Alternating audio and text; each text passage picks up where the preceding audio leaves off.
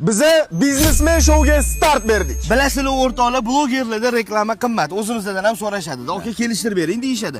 Mana sizlarga zo'r imkoniyat. Biza 12 kunga 12 ta viloyatga safarga chiqib ketyapmiz. Shu safar mobaynida sizlar reklamani teng yarmiga xarid qilsangiz bo'ladi. 50% arzonmi? 50% chegirmacha Xatab 20 la qilaylik. Yo'q, bo'lsa, tadbirkorlar maza qilsa. Unda tekinga ham variant qo'yaylik qanaqadir. Qanaqa qilib? Misol uchun o'sha tadbirkorga biz borib 3 ta savol beramiz.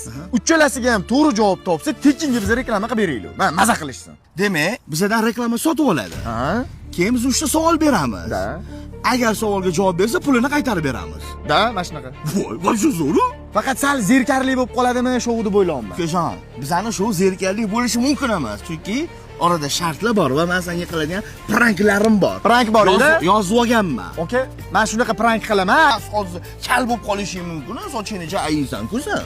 Ya, bu iplasli. Nimaga? Chochga, qoshga. Ekansanmi? Tilga tegish mumkin emas. Xorazmda ko'rishamiz, biz yo'lga chiqdik. Ha, vahshiy bo'lib ketdi. Yo'q, Men ham yoraman. Dakansan.